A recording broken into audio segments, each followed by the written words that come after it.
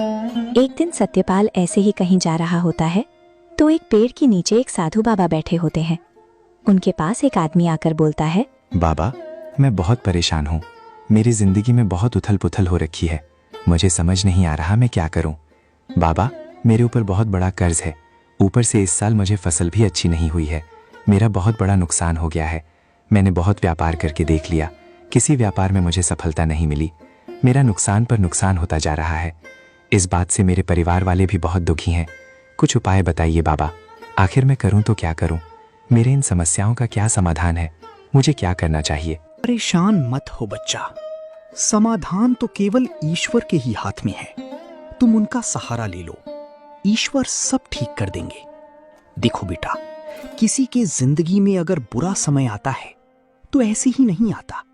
जरूर तुम्हारे कुछ पुराने पूरे कर्म रहे होंगे जो आज तुम्हें सता रहे हैं। इसे चुपचाप सह जाओ। जो हो रहा है उसे होने दो। बस तुम अपने कर्तव्य का पालन करो, बाकी सब ईश्वर पर छोड़ दो। बेटा, कोई भी समय एक समान नहीं होता। एक दिन तुम्हारा भी समय जरूर आएगा और अब जो समय चल रहा है वो भी चला जाएगा। बेटा, बहुत जल्द तुम्हारा ये समय बीत जाएगा।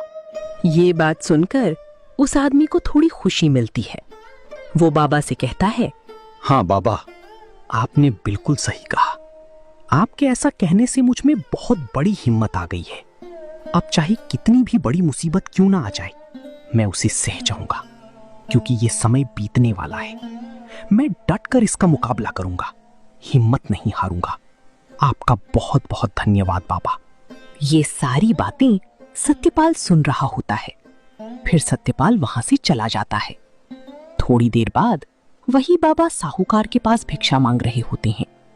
तभी हीरालाल उसे बोलता है, ढोंगी और पाखंडी कहीं के, चलो जा यहां से, कुछ नहीं मिलेगा। सुबह सुबह मुंह उठाकर भिक्षा मांगने चले आए। तुझे क्या यहाँ कोई लंगर दिखाई दे रहा है जहाँ खाना बट रहा हो? मूर्ख, तू जानता भी है तू किससे बात कर रहा है? हाँ, अच्छी तरह से जानता हूं। तू जैसे ढोंगी और पाखंडी को तुझसे ज्यादा ज्ञानी तो मैं हूं। तू जानता भी है, मैं इस पूरे आनंदपुर में सबसे बुद्धिमान व्यक्ति हूं। मेरे सामने तो ढोंग करने की कोशिश भी मत करना। बड़ा घर देखा नहीं तो आगे भीख मांगने। यहाँ कोई खैरात में खाना नहीं बांटता। निकल जाओ यहाँ से। मूर्ख कहीं के, तुझे अपने घर का इतना घमंड है? तेरा ये घमंड चकनाचूर हो जाएगा। तू अपने आप को सबसे बड़ा बुद्धिमान कहता है ना? तेरा ये घमंड भी मिट्टी में मिल जाएगा।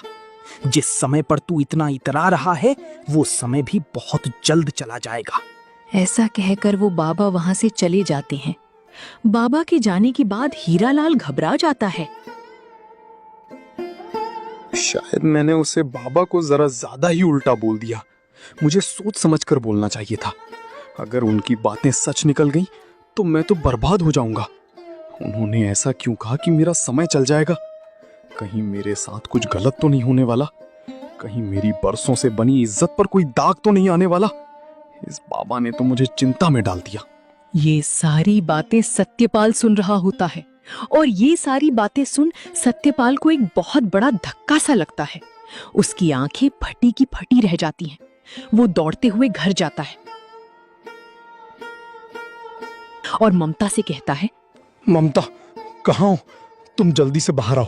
मुझे तुम्हें बहुत जरूरी बात बतानी है। क्या हो गया? इतनी हाँफ क्यों रही हो? कुछ हुआ है क्या? हाँ ममता, दरअसल बात ही कुछ ऐसी है, तुम भी सुनोगी तो बहुत खुश हो जाओगी। ममता, अब हमें हमारी जमीन वापस मिलने वाली है। आज से ही हमारा अच्छा समय आने वाला है। क्या आप सच कह रहे हैं? इसका मतलब आपको आखिरी सवाल का भी जवाब मिल चुका है? हाँ ममता, आज मैं बहुत खुश हूँ। मुझे आखिरी सवाल का भी जवाब मिल चुका है। अब हमारी जमीन हमें मिलने से कोई नहीं रोक सकता। ऊपर वाले ने हमारी सुन ली है ममता। जल्दी से बताइए ना, उस आखिरी सवाल का जवाब क्या है? ममता, आखिरी सवाल ये था कि ऐसा कौन सा वाक्य है जिसे सुनने से दुखी आदमी भी खुश हो जाता है और जो आदमी सुखी है और खुश है वो भी दुखी हो जाता है। ममता, इस सवाल का जवाब है कि ये समय भी बीत जाएगा। ये वाक्य बोलने से एक दुखी इंसान खुश कैसे हो सकता है और खुश इंसान दुखी कैसे हो सकता है? जरा समझाइए ना, मैं कुछ समझी नहीं। देखो ममता, आज मैं जब रास्ते से जा रहा था तब मैंने देखा कि एक बाबा बैठे हुए थे। उनके पास एक बहुत ही दुखी आदमी आया। वो अपनी जिंदगी के सारे दुख उन बाबा को बता रहा था। बाबा ने जैसे ही उसे कहा कि ये समय चला जाएगा तो आदमी खुश हो गया। मैंने ये सब अपनी आंखों से देखा है। और फिर थोड़ी देर बाद यही बाबा उस हीरालाल के पास भिक्षा मांगने गए थे। तब मैं वहां से गुजर ही रहा था। तब मैंने सुना कि वो हीरालाल उन बाबा से बहुत बदतमीजी से बात कर रहा था। तुम तो जानती हो, उसे अपने पैसों का और घर का बहुत घमंड है। वही घमंड वो उन बाबा को दिखा रहा था और उनका अपमान कर रहा था। तब बाबा ने उसे कहा कि वो जिस समय पर इतना घमंड कर रहा है, इतना इतरा रहा है, ये समय जल्द ही चला जाएगा। तब उस हीरालाल का चेहरा देखने लायक था। उसका चेहरा पूरी तरह से उतर चुका था। उसके चेहरे पर मायूसी थी। यही एक वाक्य है जिसे सुनकर दुखी आदमी भी खुश हो जाता है और जो सुखी आदमी है वो दुखी हो जाता है। दुखी आदमी इसलिए खुश हुआ क्योंकि उसका ये बुरा समय जाने वाला है और अच्छा समय आने वाला है। और जो आदमी सुखी है, खुश है, वो इसलिए दुखी हो जाता है क्योंकि उसका अच्छा समय जाने वाला है और बहुत जल्द बुरा समय आने वाला है। आपने बिल्कुल सही कहा। मैं तो इतनी गहरी बात कभी नहीं सोच पाती। सचमुच आपके अंदर तो बहुत दिमाग है। लोग तो ऐसे ही हीरालाल को होशियार और चतुर समझते हैं। मेरे नज़र में तो आप ही सबसे होशियार और बुद्धिमान हो, क्योंकि ये सारी बातें तो मेरे समझ में कभी नहीं आती। आज आपने उस हीरालाल को भी पीछे छोड़ दिया। उसे अपनी बुद्धि पर जरा ज्यादा ही घमंड था। आज वो उसका सारा घमंड चकनाचूर हो जाएगा जब आप उसे सारी सवालों के जवाब दोगे। उसे अपने आप पर शर्म आएगी। अब आप जल्दी से उसके पास जाइए और उसे सारी सवालों के जवाब देकर आइए। फिर सत्यपाल हीरालाल के घर जाता है।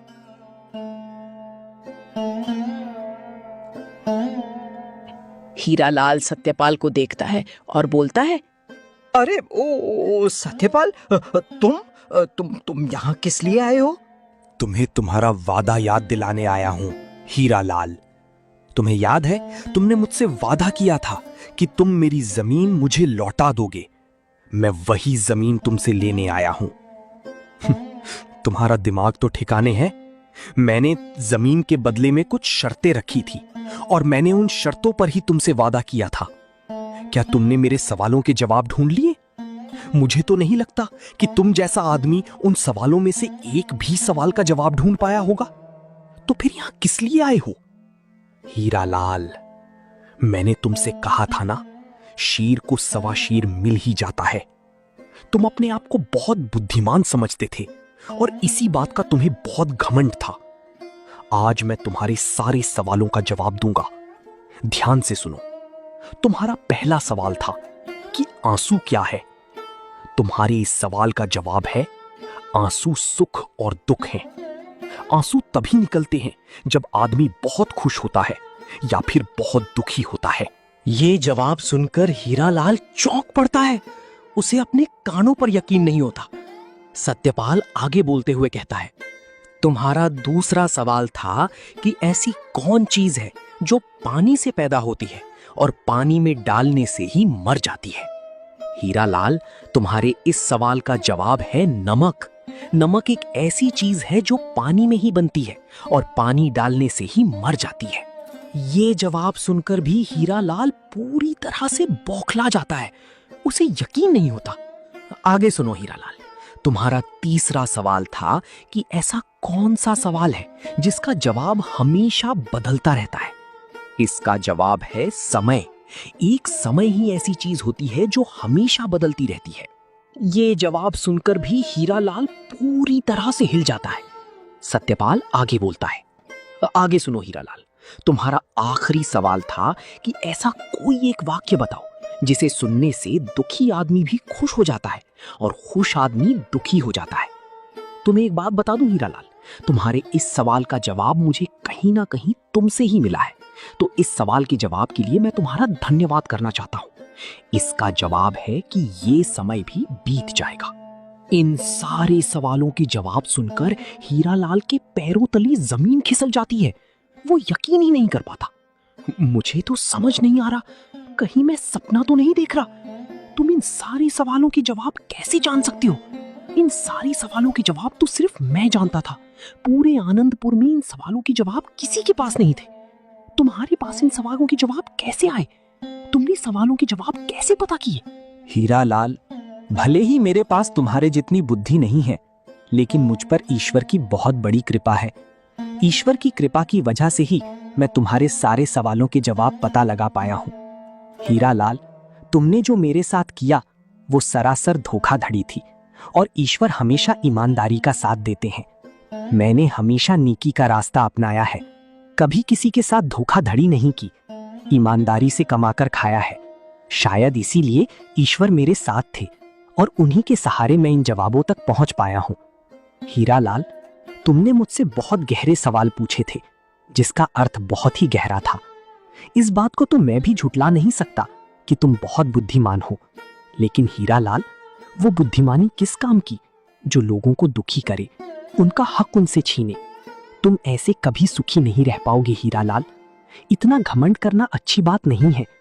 तुम तो अच्छी तरह से जानते हो कि रावण भी सबसे बुद्धिमान और ज्ञानी था और उसे अपने आप पर बहुत घमंड था, और इस घमंड के चलते उसने राम जी के सामने झुकना ठीक नहीं समझा, और उसका अंत तो तुम्हें पता ही है। तो तुम किस खेत की मूली हो? अगर तुमने अपनी इस बुद्धिमानी का प्रयोग किसी अच्छे काम के लिए किया होता तो आज शायद बात कुछ और होती। लोग तुम्हारी इज्जत करते, ना कि तुमसे डरते। आज तुम्हें लगता है कि तुम्हारे बुद्धिमान होने से लोग तुम्हारी इज्जत करते हैं, लेकिन ये बात सच नहीं है। लोग तुमसे डरते हैं। तुम्हारी पीठ पीछे वो तुम्हें भला बुरा कहते हैं, क्योंकि तुमने कई लोगों के घर लूटे हैं, अपनी चालाकी और चतुराई से उनसे पैसे ऐंठे हैं। ऐसी बेईमानी की कमाई खाने से तुम कभी सुखी नहीं रह पाओगी। अगर तुमने किसी अच्छे काम के लिए अपनी बुद्धि का उपयोग किया होता तो तुम्हारे पास कभी किसी बात की कोई कमी नहीं होती। तुम्हें धोखाधड़ी करने की कोई जरूरत ही नहीं पड़ती। ईश्वर तुम्हें इतना कुछ दे देते कि तुम गिन गिन कर थक जाती। अभी भी वक्त है हीरालाल, सुधर जाओ। सत्यपाल की ये सारी बातें सुनकर हीरालाल का सर शर्म से झुक जाता है। उसको अपने किए पर बहुत पछतावा होता है। वो सत्यपाल से कहता है, मुझे माफ कर देना सत्यपाल, तुमने बिल्कुल सच कहा। मैं बहुत गलत था। मैंने लोगों के साथ सचमुच बहुत गलत किया है। मैंने तुम्हारे साथ भी गलत किया है। मैंने तुम्हारे साथ धोखा किया है। तुम्हारे पिताजी ने मेरे नाम पर कोई जमीन नहीं की थी, वो दस्तावेज मैंने ही बनाए थे। मुझे माफ कर दो सत्यपाल। मैं तुम्हें तुम्हारी जमीन वापस देने के लिए तैयार हूं। मैं आज तक एक झूठे घमंड में जी रहा था। तुमने आज मुझे सच्चाई दिखाई है। तुमने आज मेरी आंखें खोल दी हैं। मैं आज के बाद कभी किसी के साथ धोखाधड़ी नहीं करूंगा। जितना मुझसे हो सके अपने लोगों की भलाई करूंगा। मुझे माफ कर दो सत्यपाल।